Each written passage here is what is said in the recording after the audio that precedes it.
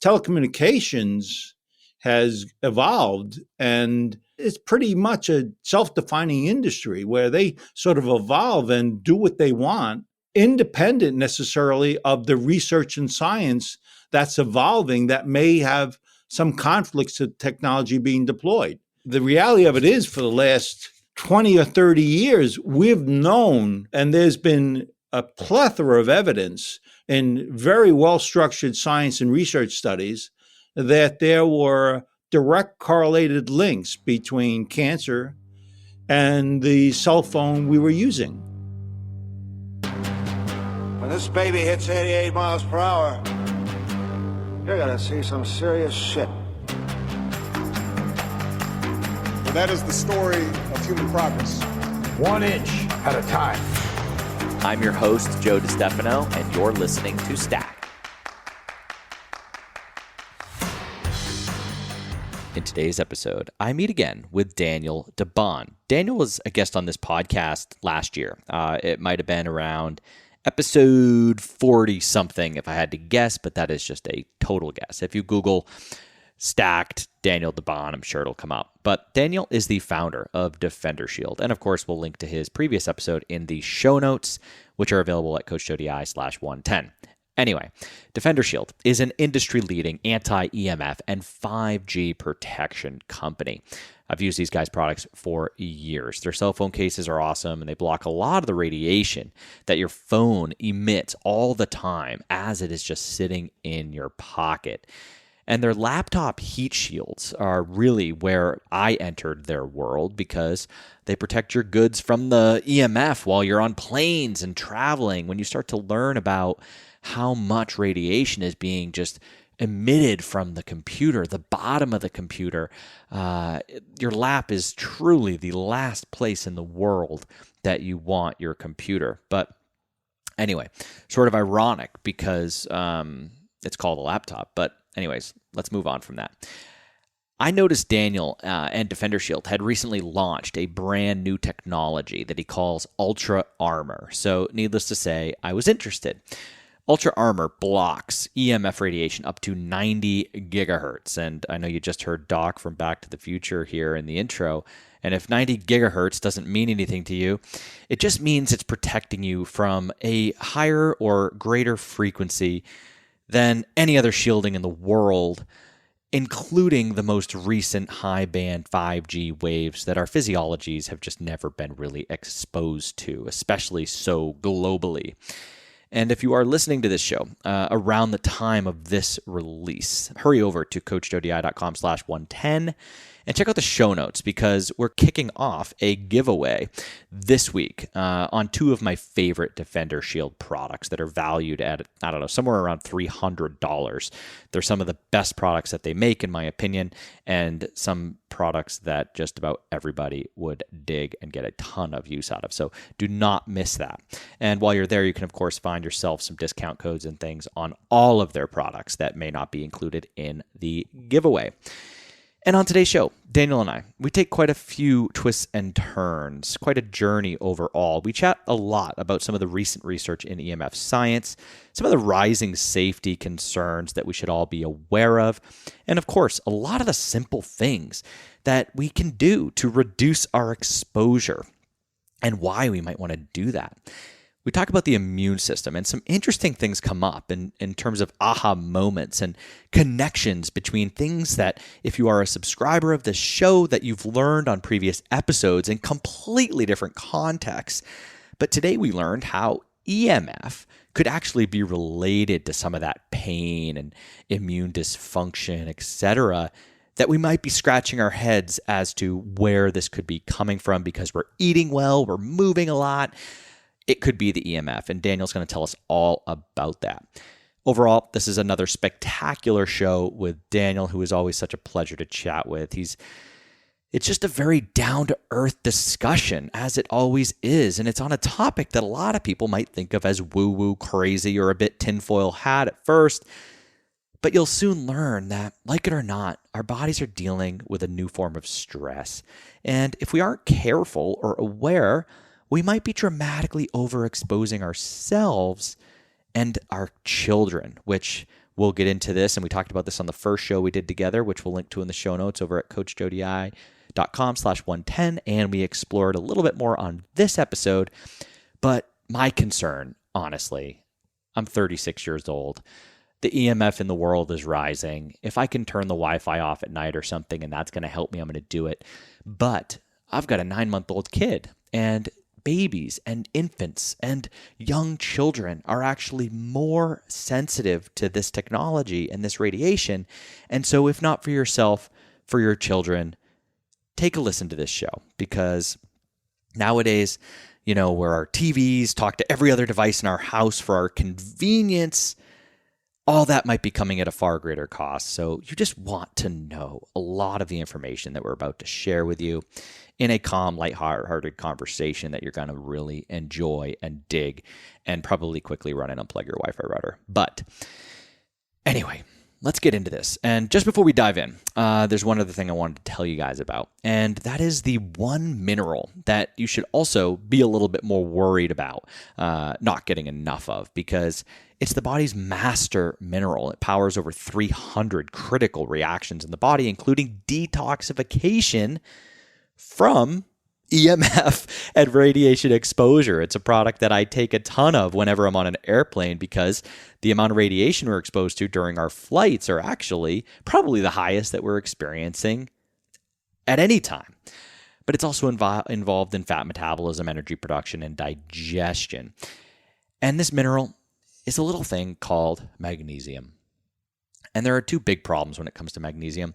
Number one, it's been largely missing from U.S. soils in particular since about the 1950s, which explains why it's estimated that up to 80% of the population may be deficient. And number two, most supplements contain only 1 or 2 forms of magnesium, when in reality, there's at least 7 forms that our body needs, looks for, and benefits from receiving. If you take this latter fact into consideration, it's logical to conclude that almost 100%, maybe 99% of us are likely deficient in at least 2 or more forms of magnesium that any real smart person would tell you are essential. The good news is, when you do get all 7 forms of this critical mineral, pretty much every function in your body gets an upgrade, from your brain to your sleep to your pain and inflammation, and it all improves fast. That's why I'm so excited to be sharing with you guys what my friends over at Bioptimizers, makers of industry-leading digestive supplements, have just created. The research team created this product that I believe is the ultimate magnesium supplement, easily the best I've ever seen or experienced, and it includes all 7 forms of the mineral. They even include some trace amounts of something called monoatomic magnesium, which helps make all the other forms more bioavailable. This is by far the most complete magnesium product ever created. And until someone creates something that's even better, I highly, highly, highly recommend you give it a try. Bioptimizers calls this product Magnesium Breakthrough. And they're running a very special promotion right now at magbreakthrough.com/stacked. That's magbreakthrough.com/stacked. You can also use coupon code STACKED10 and get an additional 10% off the savings that are already offered to you at that website. And here's the deal. These guys are so confident that you're going to love this product that they're going to give you all of your money back if you don't.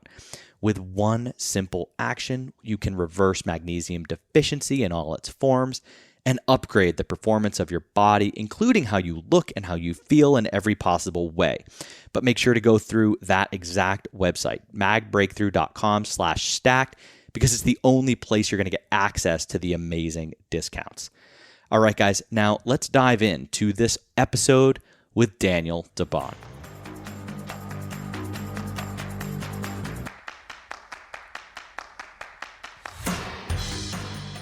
All right, Daniel DeBaun, welcome back, my friend. This is our second show together, and the first one was just so awesome. We tackled so much, and of course, we'll link to it in the show notes in case there's new listeners and whatnot that didn't hear that first one. But I'm psyched to be chatting with you again today. How are you, sir? I'm doing well. Thanks so much for inviting me back. I'm actually surprised that after the other one we had, you'd want to run, not walk, but run away. But thank you so much for inviting me back. I did enjoy our time the last time we chatted. Yeah, no, it was a fantastic show, and the the listeners loved it, and I think this is only becoming more important to chat about. And, we'll dive into some of the recent things that have been going on with the FCC, et cetera.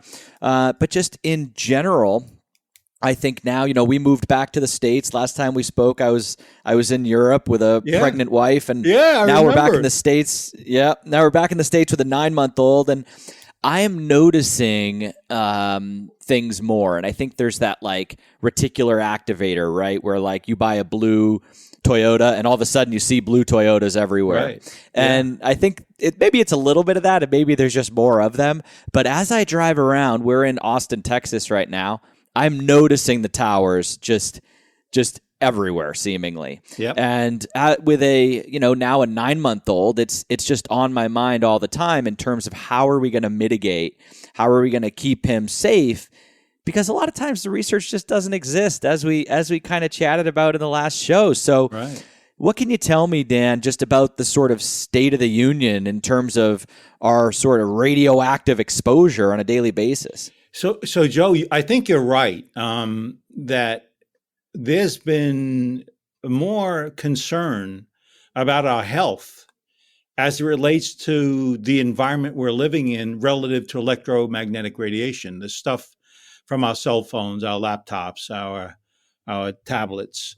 And I think the trigger actually was when the telecommunications industry went from 4G to 5G. All of a sudden, all these technologies from 1 to 4G that has been around for 40 years, all of a sudden there's this 5G. And as we talked about last time, 5G is fundamentally different than all the previous technologies, and potentially even of more concern to our health and certainly our environment. So what's happened, it seems like more people are becoming aware that with this 5G rollout, which is occurring as we speak, there's more concern. In fact, Joe, since the last time we spoke, this is worldwide, 5G and its potential impact to the body. And there are countries now that have stopped the deployment of the 5G because they're concerned for the health of their citizens, like in Switzerland, for example. They've just stopped and said, we need to know more before we make decisions. And so those kinds of things are beginning to happen in the marketplace. And what's also very interesting, as you mentioned in your start, the FCC now is being challenged for the standards supposedly protecting us that are not. By actually, you may know Robert F. Kennedy. He is the Child Defense League.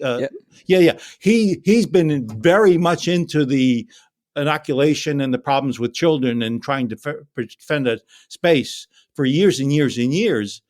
And he, along with the retired state attorney, brought to the Supreme Court, along with Deborah Davis, who is EHT, Environmental Health Trust. They actually challenged the FCC for the standard that's been over 30 years that's supposedly protecting us.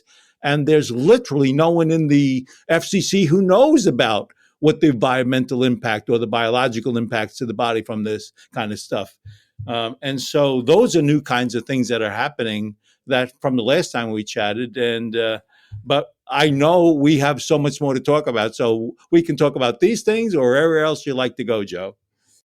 Yeah, no, absolutely, Dan. And it's such a funny time. And yeah, Robert F. Kennedy with Children's Health Defense, I think he's really, he's being censored and shut down on all these major platforms at this point because he's ruffling, I think he had about 1 million followers on Instagram, and the next day his whole account was just gone. And so it is just a wild and crazy time. And I'll tell you a funny story. Well, it's not that funny, but we just moved into a new house, and here they've got all the fiber optic cables. And I'm curious if there's any implications there. But anyways, the Wi-Fi that we can potentially have is just unbelievable. They're like, the average Wi-Fi, first of all, they told me the Wi-Fi was going to be $180 a month. And I was like, I don't think I'm into that. But it's funny because when I started to kind of like shop around, it's like we hardwire everything, right? Yes. So we don't even care about the Wi-Fi and all that. But, it was funny because we actually had to do some work to find a provider that would give us, kind of quote crummy internet. But I think there's this like people want the TVs. They want the microwave that talks to the thermostat, that talks to the alarm clock.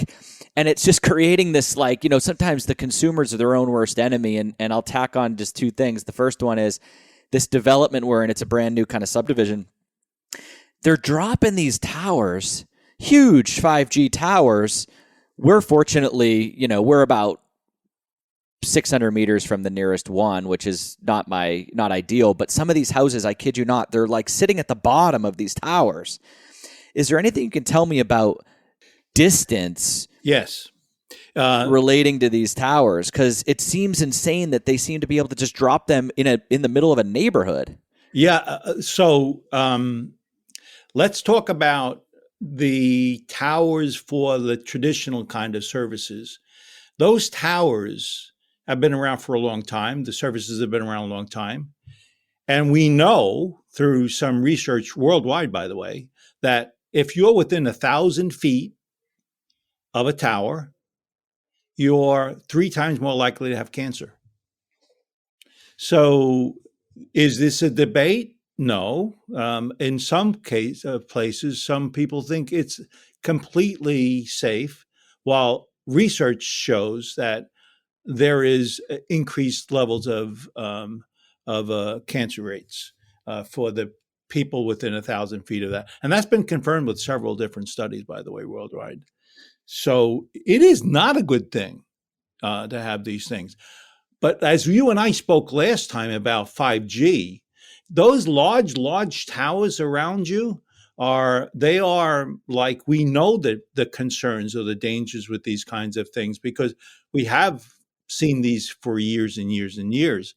But the new 5G to your house, you're going to have a tower within 750 feet of your house with 5G service, potentially. That service is 23 to 90 gigahertz. That's 23 to 90 billion cycles per second. And it's like they're going to take those signals, 2 of them, and they're going to focus it right on your devices within your home at these very high rates. Cell phone service today, by the way, and is about 1 gigahertz. Your Wi-Fi is 2.4 or 5.6 gigahertz. This is 10 times that. And so those towers, they will be the large tower you talked about that's in your area. They're transmitting at 60 watts. Those small cell site 5G towers, the ones that are going to be in front of your house, are 20 watts. So like it's the power of the signal that's creating the illnesses within the 1,000 feet. And you're going to have a third of a huge tower right in front of your home. And that's really some of the problems and concerns with 5G small cell site towers because of the proximity to the living person using the service. And by the way, fiber optics, that's like, if you have fiber optics, you don't need anything else. It's like the speeds are there, the response is there. And so to answer your point, is fiber optics good? Yes, it is very, very good. Interesting. So I don't know anything about it. I know fiber optics is a wire under the ground, which sounds good to me, right? Yep. Yeah, exactly. It's actually a piece of glass. That is opaque, and they send light into the optics from one side, and it comes out the other side by light, literally light, and then they convert it back to an electrical signal. Very, very, very safe for the human, and actually human nature, nature itself as well. Well, you know what's funny about that is I haven't had time to really dig into the fiber optic stuff, and I've heard about it, of course, and I just assumed it was bad. So I'm glad we're chatting. I'm like, that sounds like advanced technology. I'm more into plugging in and using analog and so I was kind of turning against it. So and this might just be listeners are like, holy smokes, this guy doesn't even know what fiber optics is all about. But so can that provide internet, or what are the limitations, or is it just TV and phone? So remember when I mentioned to you it's 23 gigahertz? That means it's really, really fast. Fiber optics is really, really, really fast. So what your 5G can do and what they're claiming it can be do has been being done by fiber optics for the last 15, 20 years. The speeds are there more than adequately to cover any demand for broadband services or telecommunication services or any of the kind of services you think you'll demand. And by the way, if your refrigerator is telling you need more milk, you'll be able to do that with the fiber optics if you wanted to. Me personally, I don't want to have my refrigerator telling me on the Internet of Things that I need my milk, which is what you were talking about before. There's all these services you have to have them, right? Well, who has to have them? It's not the consumer saying it, it's the service provider saying you need it. Oh my gosh, I know. I'm about to go back to a jet boil and, just kind of like old school it, because my stove, and I'm not, I'm a younger guy, but I don't really love all the technology. And half the time I can't even get my stove to turn on because it's like hacking the matrix. There's so many options. And I got, the other day I was trying to cook something and I got locked into demo mode. So it's the mode that they put in the store. And I'm like, Amelia, what's going on here? I'm trying to warm something up here. And it's telling me that I'm in a department store and this is what the stove will be like. So Daniel, why are we double dipping here? So why do we have fiber optics and 5G if we seemingly only need fiber optics, which is at the speed of light, which is, able to provide a lot of seemingly what 5G is going to provide us? What's the point of having both? It's interesting. It's players in the marketplace, your cable companies, the service providers using fiber optics is one industry. The ones selling the 5G are not necessarily the service providers that provide fiber optics, although they can. A lot of these telecommunications companies have gone to wireless services. And in wireless services, they can provide these high-speed networks much less expensively than fiber optics. So all of a sudden, we have competing markets in there, and you have a lot of money behind the wireless industry. Trillions of dollars per year. They literally generate trillions of revenue a year. Right. No, it makes sense. I should have known it was money. And seemingly, and was it, why is it that, and I think this is maybe an easy layup question for you, but like, what is happening? And I know we chatted about it a little bit on the last show, but in case new listeners here, how is it that we got here? Like, how did we get to the place where, seemingly they can, sell these technologies, build these towers, drop it into the middle of a neighborhood with a lot of small kids in each house without doing the science? It blows my mind that, we could put this, and I know it's money and but it's still just, it rattles your brain when you start to get into this. And I think there's this, by the general public, or let me back up. I think my mom was saying, we were chatting about this recently, and she's like, when I was a kid, it was just known that you didn't want to live near the power lines. Right.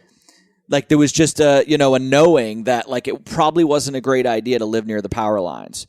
And today we're like, the closer to the tower, the better, because my TV will be, I'll be able to see the beads of sweat on the guy's face, or my Wi-Fi will be so spectacular. So can you just kind of review how we got here a little bit? I know it's a little repetitive, but I think some people just need to hear it over and over. I often refer to the smoking industry. Like, I'm fairly old. And when I was 12 years old, I was smoking cigarettes because I wanted to be a big man. At that time, which is almost 60 years ago, I there was no public knowledge that there was a link between cancer and smoking cigarettes. But ironically, Joe, the reality of it was research and science knew it at that time. There was that link. But look how many years it took for the population to sort of rise up and rebel against cigarettes. And now we know that there's a link. And if you choose to smoke, it's at your own risk. But that didn't exist 30, 40 years ago. Well, very much similarly here, telecommunications has evolved, and it's pretty much a self-defining industry where they sort of evolve and do what they want, independent necessarily of the research and science that's evolving that may have some conflicts to technology being deployed. The reality of it is, for the last 20 or 30 years, we've known, and there's been a plethora of evidence in very well-structured science and research studies that there were direct correlated links between cancer and the cell phone we were using. We know that, and it's been around so long, but it's the research side that knows that. And then in contrast, you have the industry almost policing itself. Like if you were looking to create a chemical product, you would go to the FDA and they would check your product. Well, everyone in the FDA worked in the chemical industry, the industry that they're supposedly policing. So there's a somewhat incestuous relationship that exists. Well, that exactly exists in the FCC. The experts from the telecommunications industry actually literally become the leads within the FCC. And actually, as you and I were talking about before, there were standards that were created over 30 years ago. And what they did, Joe, if you may remember, they took 6-foot males, and they said, let's see how deep a cell phone will penetrate that man's skull. That man, by the way, it was men, not even women.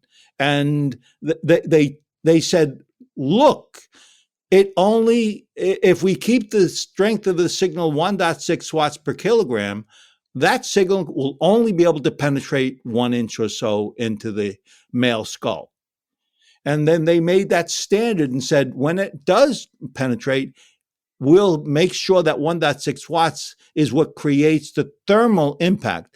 It can heat up by 2 degrees and it's okay. So that was the standard.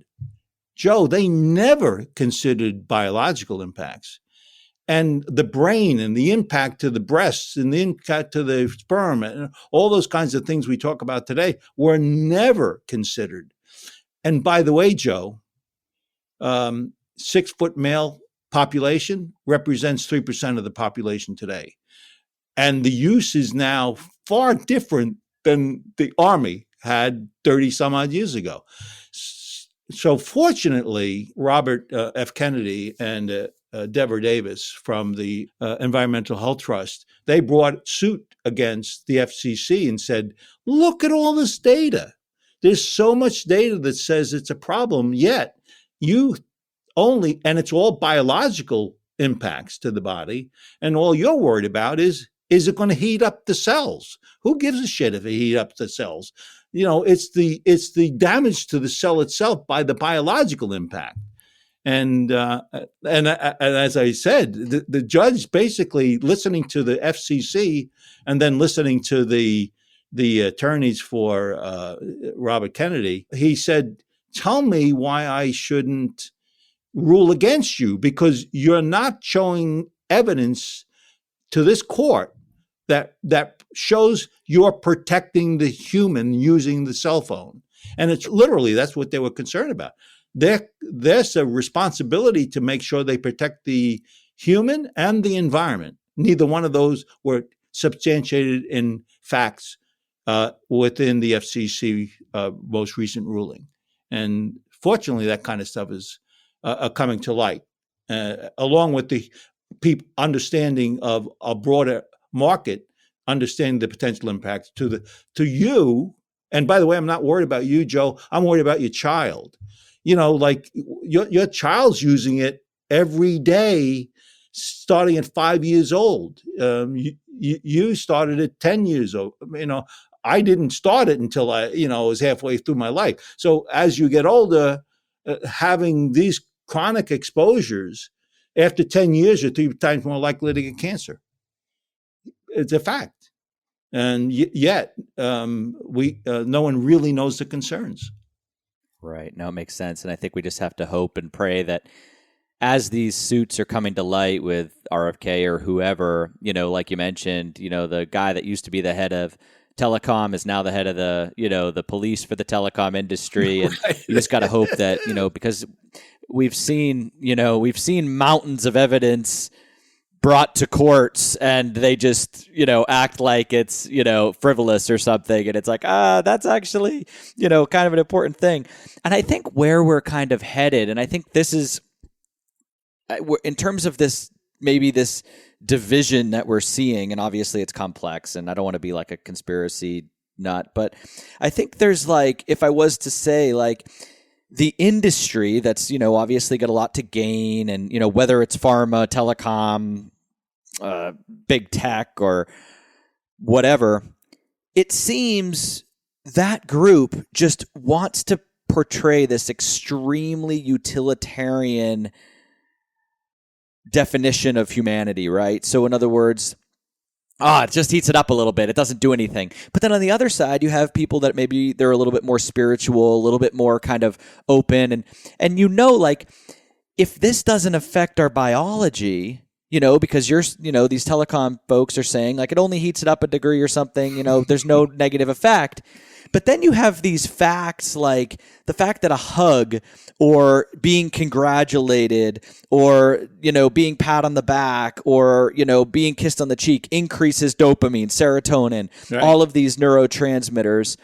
As one small example, how could mountains of radiation not be affecting the metaphysical body and the health of the organism? And I think in every case, I'll say one more thing. We were at the pediatrician the other day, and in the same sentence, and I'm not going to get into vaccines and all this other stuff, but in the same sentence, she was saying how dangerous metals are, yes, for children. Yep. And she wanted to test him for lead and, all these things where you're like, test is iron, test is lead, test is everything.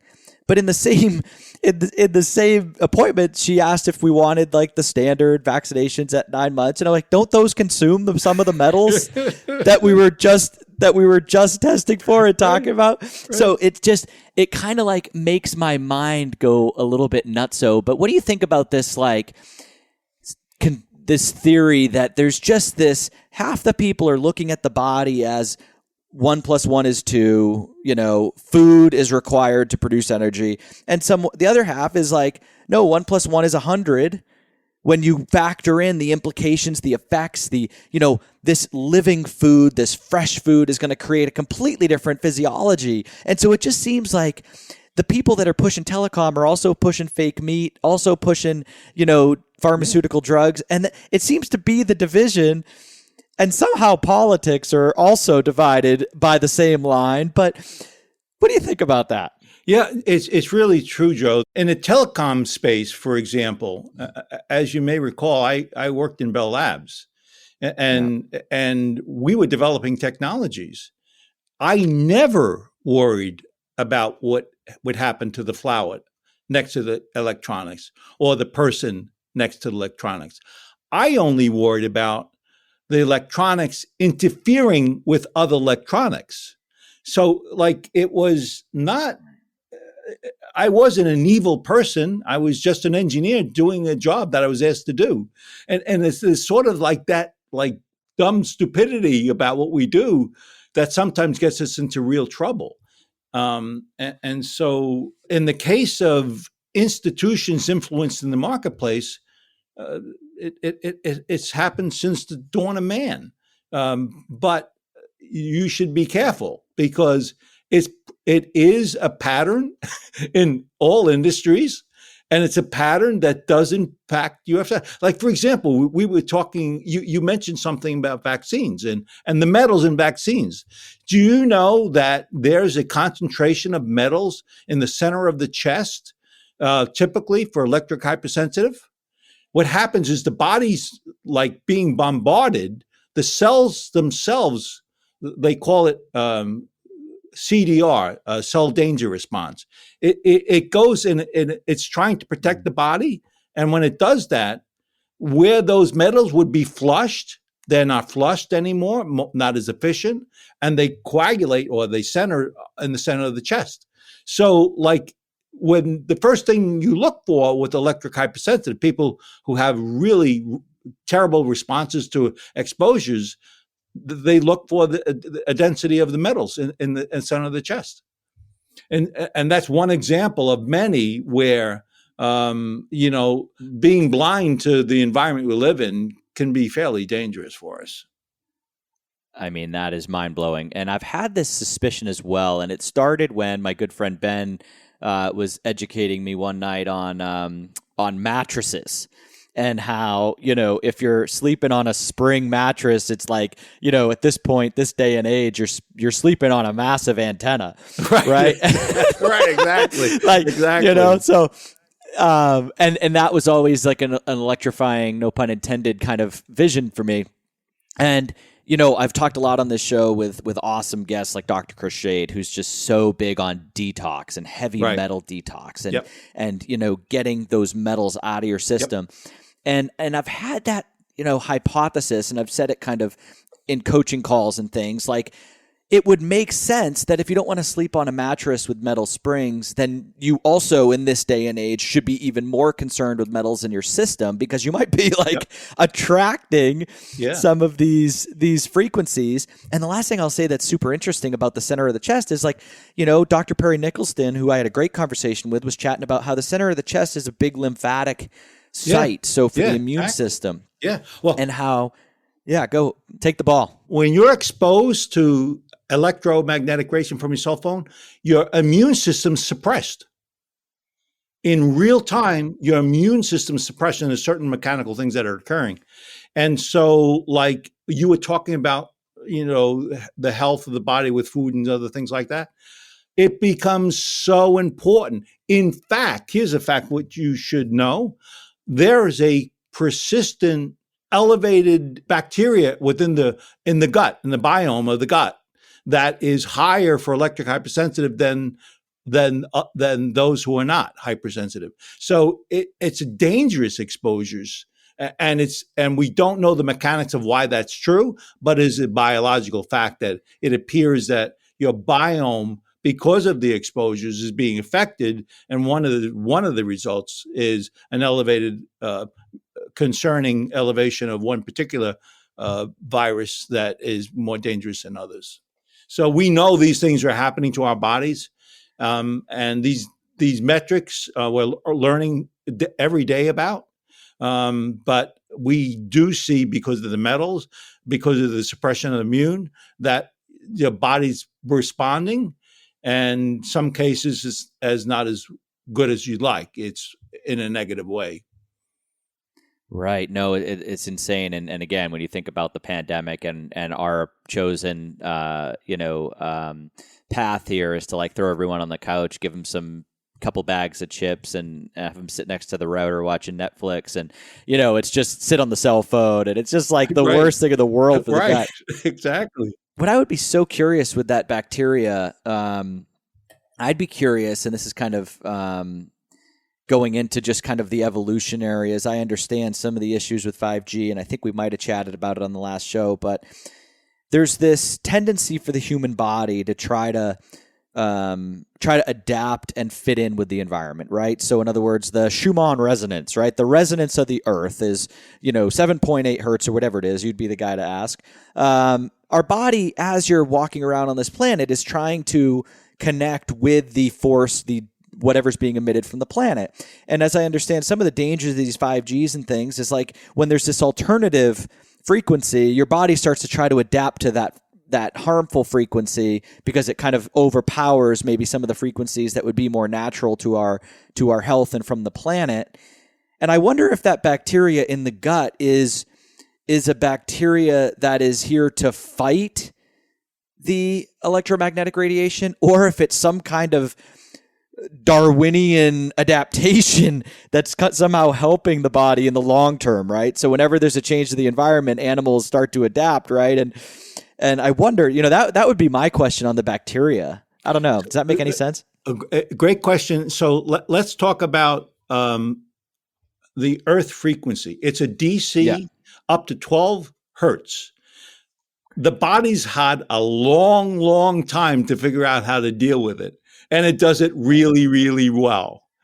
Well, if you talk about cell phones, Wi-Fi, it's really only been the last 20, 30 years that it's been so obvious in our lifetime. And all of a sudden, we have orders of magnitude higher rates starting to hit us. And does the body know how to deal with it? Has it had a long time to learn how to live in that environment? The answer is, of course, that it hasn't. So, like, science doesn't even know what the overall impact. Although, as I mentioned a little bit ago, the CDR is some modern thinking about what's happening to the body. And by the way, it's like CDR, cell danger response. If I hit you with a hammer over your head, your cells are responding. If you get punched in the arm, your cells are responding to that punch. Well, that's what's happening with radio frequency signals. Your body's getting hit and the cells are responding.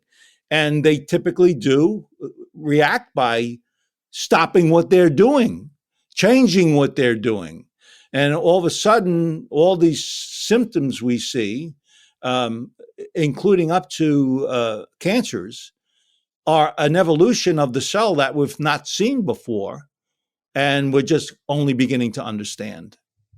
And the bacteria, I do not know why that's occurring. The research does not know why it's occurring, but it's been a biometric observation, and that particular biome is lethal at the higher levels. So I'm not sure it's good for us. And if it is, you're not going to be around to enjoy it. So, we're just beginning. No, that's for certain. Yeah. What it's more doing is it's throwing the body off. It's not, the body's trying to figure out what to do with it more than it hasn't figured out how to protect itself yet. And it's going to be 100 years before it does. It takes that time of evolution. In the meantime, you got to live in the environment and figure out how you do it. And there are things you worry about that you should take actions because you're the only ones who are going to protect yourself. Now, the FCC is not going to do that. Right. Like, I just think about, first of all, it's like this in this day and age where things are evolving and changing so fast and orders of magnitude of intensities that, we're not accustomed to right now in terms of all of this new stuff. It is a guilty until proven innocent world, I think. But I think the other thing that's just so funny to me, and I've spent the last 7 or 8 years teaching people how to breathe. Yeah, and I think that most like respiratory experts and specialists still don't talk about nose breathing, right? Right. And how it's beneficial to the human body. Right. We waited 5,000 years to prove that yoga was beneficial, right? So in other words, it was this, it was good. Everyone feels a little bit better, but there's no science. And then we figured out heart rate variability and all this. And the Ayurvedic docs have been saying for 5,000 years about turmeric and curcumin and all these anti-inflammatory ingredients that, in the year 2000 start going into supplements and things. And so I think one of the big things as it relates to all of this stuff is to not live in fear, but even if you don't want to deal with it, your biology is probably dealing with it, and we might find out that it's really, really, really, really bad. So it's it's a little bit like the turmeric. If a doctor from 5,000 years ago, over the last 5,000 years have been saying curcumin for pain and whatever it is, cannabis for sleep, whatever it might be, if they've been saying it for a couple thousand years, maybe it's time we listen, or maybe it's time we try to get back to some of that. Yeah, Joe, you triggered in my mind a couple of things. When you have a cell phone or a tablet, particularly at night, and you're reading your tablet screen, it's going, the colors are going into your eye, particularly the blue component of the signal is going into your eye. And on the back of your eye is a protein, cryptochrome protein. It's a protein that turns your melatonin on and off, on and off. So when you read your tablet and then decide at 11 o'clock at night to go to sleep, the switch hasn't gone on for the melatonin. So you have a little bit of problem trying to sleep. If you have a cell phone right next to your bed, that melatonin is also influenced. By the way, it's not just you that's screwing around with your sleeping patterns, but your dog is being influenced by the cryptochrome. The cryptochrome protein responds to electromagnetic radiation. And so, like, you need to know in your environment that the more and more and more exposures you have, the more and more potential dangers you may have to your own body. And the contrast to that, by the way, Joe, is the less and less and less you have in your environment, the better off you are, right? So managing your environment, as you typically say and suggest. And half the folks, the TV's on too, and they're sleeping on the antenna mattress. It's just like, oh, good Lord. Right, exactly, right. Body doesn't know what to do. Yeah. And the cryptochrome, it's like, all this EMF is like kryptonite, it's just right. Oh my gosh. Yeah. So Amelia, my wife, is like outrageously electromagnetic sensitive. Right. And since she was a kid, she's got some rare genetic abnormalities and things. So she's dealt with autoimmunity, and it's taken her a lifetime to figure some of this stuff out. We, have cell phones, of course, and it's funny because we have a phone. We've got your cases on all of our phones now. But we have a work phone, right? That's like, got all of our apps and all this other stuff. We actually got rid of a lot of the social medias and stuff on our primary phones. And so we have this one phone that we do all the social medias, all the, all the apps. It's all in one place so that we don't lose productivity and things throughout the day. But anyways, we didn't have one of your cases on this phone. And she, after like a few minutes, would have to put it down because her fingers, and it would be like, just tingling. But now, especially, you've got, this is the phone, and it's got this, your case here is like, it protects it all the way around. And this is I want you to talk about this new technology because it's unbelievable. She can use the phone now without, getting that tingling. She obviously still tries to keep it to a minimum, and never holds it to her head. But what did you change in some of your technology with these new cases and things? So we knew 5G was coming out. We've known it for several years, and we try to figure out how we can protect people when they use their devices.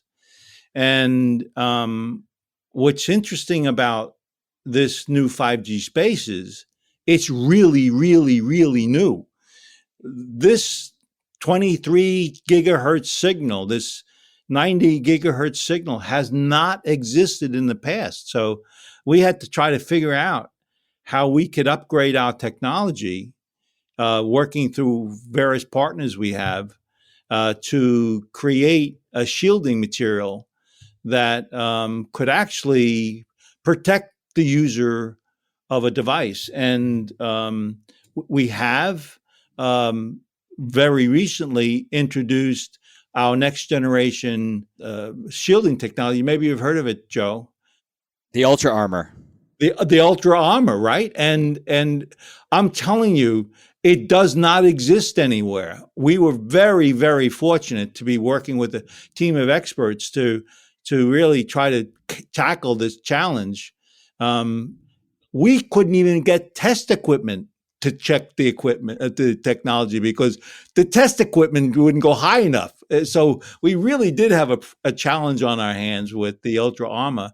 And we're just excited as can be because working with our partners, we've been able to bring something that can protect the user if they choose to find protection.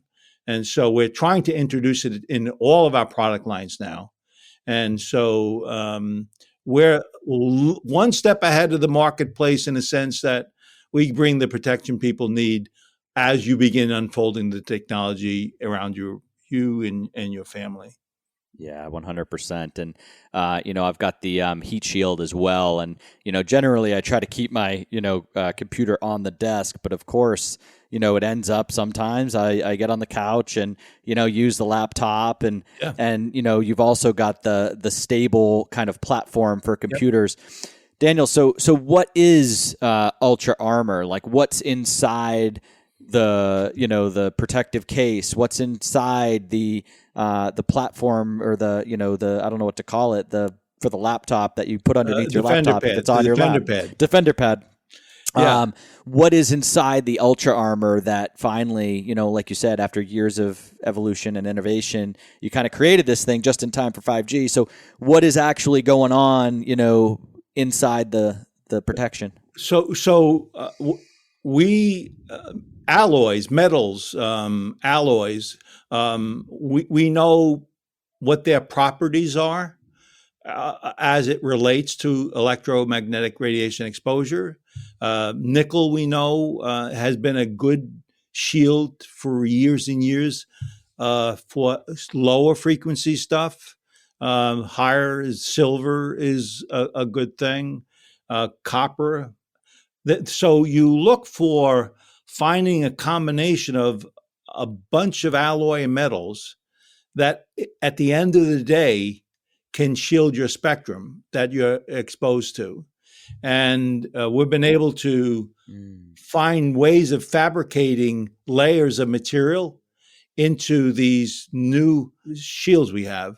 And we've been very, very fortunate to have actually broken the mold and have created the material. In fact, the military is interested in what we're doing now because they have the problem in war, right? Because, military war is I think we talked about this, 90 gigahertz. If I take when you and I were on the campus and we were protesting, they used to shoot water at us.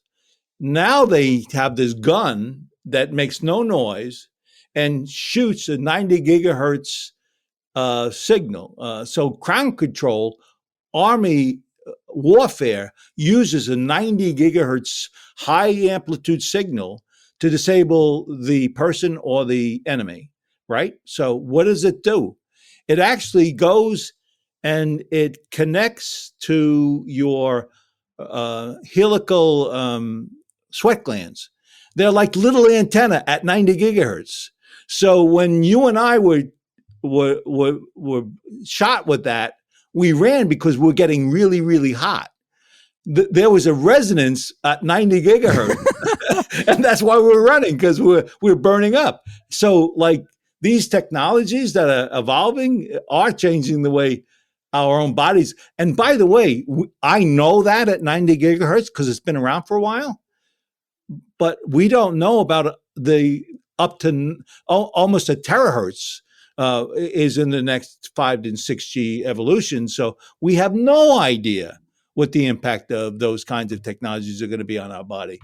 But 90 gigahertz, if someone shoots a gun to you, run. Oh my gosh. And just in case listeners are confused, you and I, it was just a story. You and I actually don't go protest together.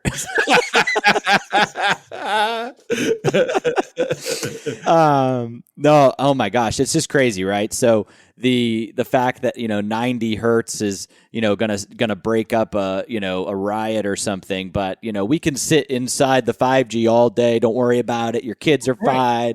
It's just so funny how Joe, it seems to be this. We were talking about the gut, right? I saw research about 23 gigahertz and the bacteria response. Guess what? The bacteria loves it. They propagated at a higher rate than normal against that exposure. So what we know is 23 gigahertz it occurred. It grew. We know that the biome responds to electromagnetic radiation. and it sort of likes it. So in other words, if your body, your biome was in good balance, and then you went in front of a bunch of transmitters in your room, it could influence your biome and disrupt the balance. And that's why they tested the 23 gigahertz, is to see if there was any response by the biome. And what they found is certain of the biome actually began propagating at an accelerated rate under that exposure. So we don't know much. We know a little bit, but we need to know more. Right. And I think it's a great kind of line of thinking, right? Because we're so, whether it's, I mean, look at light, right? Like, we look at blue light. We don't say all light is bad. Right. Like, we want to avoid blue light at night. Right. Blue light might be good in the morning, and red light has these therapeutic qualities. So it's interesting how, like, PEMF devices, right, are extremely therapeutic to muscle recovery and all sorts of post-concussion, everything. So I think it's just important also that, like, it's the frequency and the intensity and the proximity and all of these pieces that are the danger. But it's not to say, the goal is to get rid of all frequencies from your life. Joe, that is I love that story, because blue light is right next to ultraviolet light. That's where it's non-ionized radiation stops and goes to ionized X-rays. X-rays, everyone knows, you get too much X-rays, you're going to get cancer and die. Well, that transition point is right around the blue light. So when you have a high intensity blue light, which is the LED on your monitors, and you're looking at it all day, it's an unnatural accelerated frequency rate that's a higher exposure than you're typically seeing. That's why it's a problem. Blue light, you should every morning go out and go in front of the sun and bake in the sun, because you get the blue light in the morning, and which is so important to you, right? But not on an LED transmitted blue light. No, and I just started using this thing, and people watching the video will be able to hopefully see my face get red. So essentially, I can't really move my computer right now, but basically there's this, my friends over at Sauna Space, let's see here. Okay, so they created this thing, which is this, it's called the Photon. And what it does is you just put it on your desk, and it shoots like a beam of light.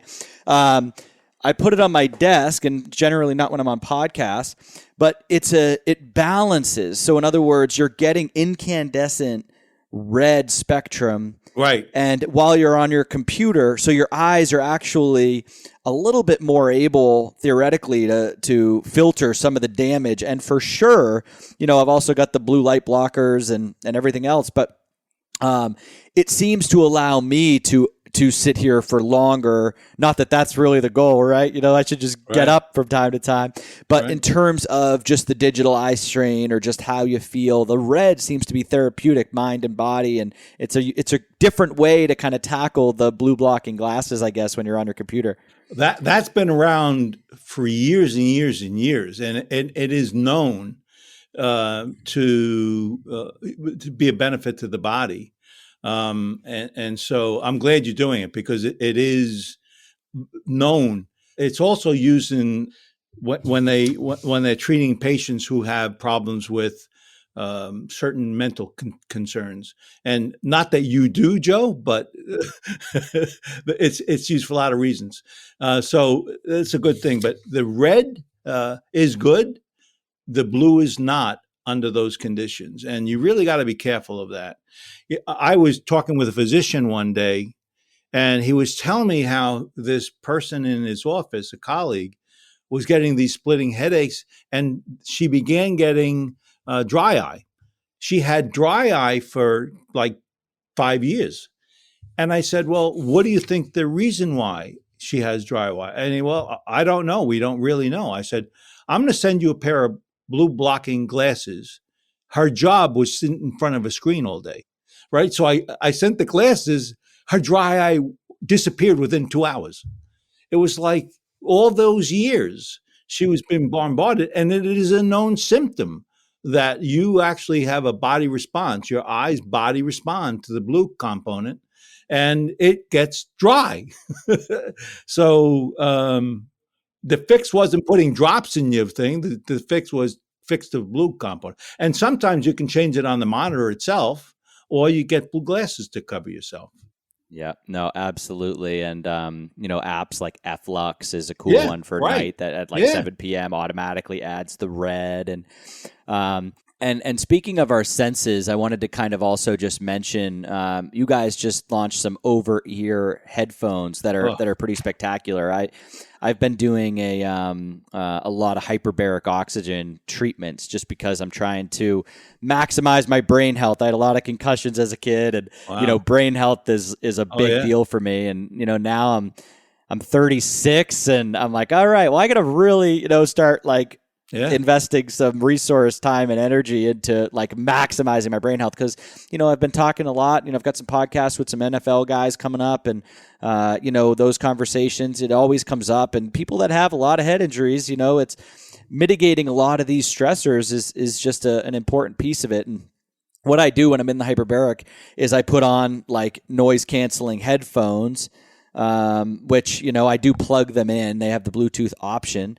And I basically wear like an eye mask. I have my noise canceling, my like big over ear headphones on. Yep. And now I know you guys, I picked them up, I don't know, a couple of months ago, but you've got these over ear headphones that I've basically swapped from my big, probably radioactive headphones over to these. Daniel, what can you tell me about how you did this, the air tube? Because the sound is fantastic. You listen to things like Brain FM that are like they have like just different frequencies to kind of get your brain in the right synchronicity or whatever. But anyways, what can you tell me about this? How are you doing EMF free headphones? Because I think I want to tack on one more thing. I do coaching calls all the time, right? I'm on calls like this, Zoom, and it's at least a couple of times a week I get on the phone with a client and they've got the Bluetooth headphones in, right? Not good. The iPod, earpod things, Right. and I'm always like, hey man, like I know they're cool and they're convenient, and but I got to do my job here.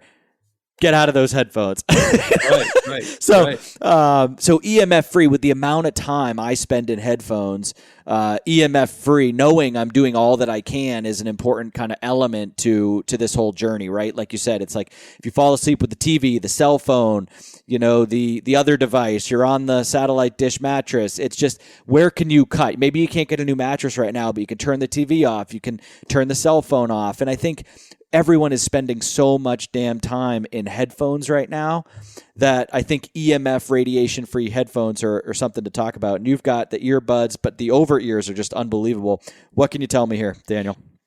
Before I do that, I want to go back to your concussion.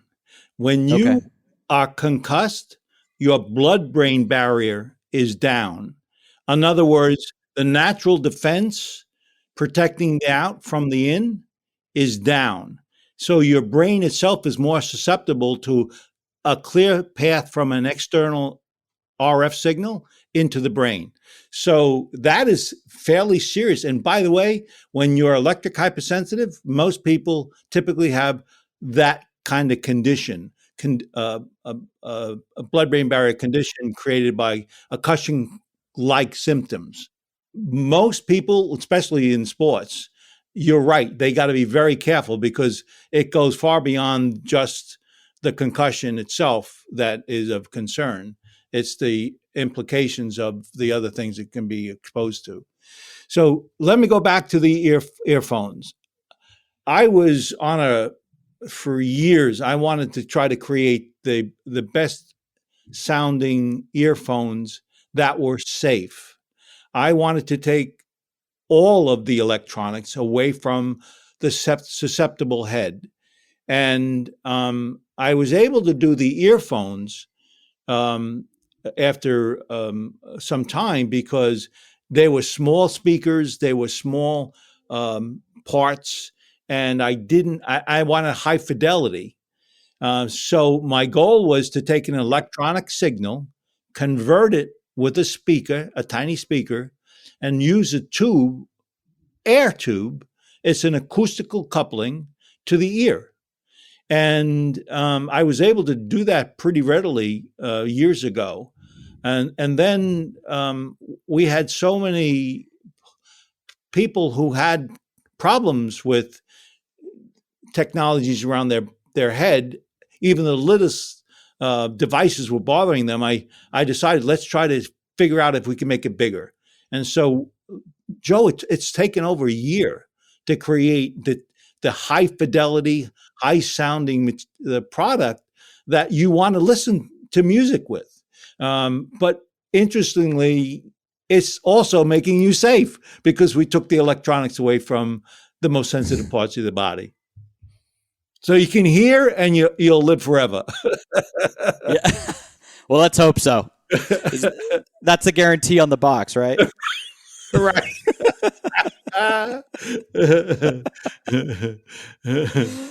Oh my gosh. No, super cool. And I think that's why I love you guys. You're just always innovating. I was a customer. I mean, the first time I picked up one of your products was so long ago. You were the only guys in town, right? You were right. I think you guys were the first with we were. Yeah. Because I was on planes just nonstop, from 2012 to 2015 or so. And, even though they've got that crummy tray on the, that folds down on the seat in front of you, I'm like, this isn't protecting my, I want to have kids someday. Like, this isn't doing anything.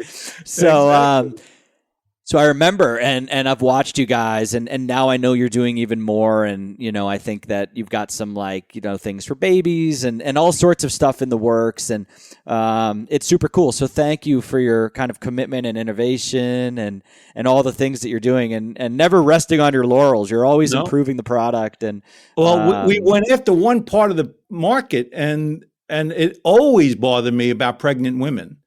Because all this stuff, if you were, there was a study in San Francisco where they gave a bunch of women in the first trimester a meter, and they measured the electromagnetic levels. And after the first trimester, they concluded the study. And what they found is when there was high levels of exposure, you were 3 times more likely to have a miscarriage. So it is serious for women and children, very, very serious. And for us, it was more like we got to help those who are the most vulnerable. And so we have several product lines of products strictly for the woman and the children. And we have more children's lines coming out. We have child's headsets. So the kids are on headsets all the time, right? And so now they have their own high quality and protected product. So yeah, we keep on trying to innovate as we go along, serving the customers. So love it. And I think the product that obviously we have the cell phone cases, and the product of yours we probably use the most is the blanket with the baby, right? Because when we're going on, walks outside, going on a walk, it's like, hey, you might end up walking right by a damn tower. So we've got the Defender blanket just right over him. And we carry some other stuff with us too, just in case it helps. We've got these metal rods. I'll have to send you them and see what you think of them. But apparently you toss this metal rod below his carriage and it does something to I think it's might be copper. But someone said it helps kind of, I don't even know what it does. But anyways, I trust the guy that told us to do it. So it's great, Daniel. And it's been awesome to catch up again, of course. And for folks that may have missed our first show together, we'll link to it in the show notes, of course, over at CoachJoeDi.com. And we'll link to all of your Instagrams and your websites. But just in case someone's on their phone right now and they want to jump on your Instagram or your website, Daniel, where can they find you? Our website is DefenderShield.com. Our Instagram is DefenderShield. And Joe, thanks so much for inviting me. I always enjoy my time with you. We have fun chatting. So thanks for inviting me. Until next time, Daniel. All righty. Thanks so much. Hey guys, I hope you enjoyed today's show. For the show notes for today's episode, head on over to CoachJoeDi.com and click podcast from the menu. If you'd like to leave a review, which I would absolutely appreciate on iTunes or Stitcher, wherever you found this show, please do so. These mean the world to me. They help me understand what my audience is gaining from these shows that I'm pouring my heart into, and ultimately helps us to reach more people because these platforms like shows that get reviews. So it helps us out so much. If you're digging the shows, this would be so great if you could just leave a review. Also, I still give away $150 every 2 weeks to kettlebellkings.com to somebody that reviews my show. So if you leave a review, just screenshot it and email it to hey@coachjodi.com, and my team will enter you to win this $150 gift card so that you can outfit your home with a couple of kettlebells on me. Also, when you're in the show notes, you'll find links to any products that we discussed. For full transparency, some of these links do contain affiliate links. This helps me to fund these episodes, pay my staff, and ensure that I'm taking care of the people that take care of us. So I absolutely appreciate you clicking links and using codes. It helps keep this train on the tracks. All right, guys, until next week, thank you as always for listening. I really appreciate you guys subscribing and listening to this show every week. I really put a lot into them, so thank you so much. And you'll hear from me again next week. Take care.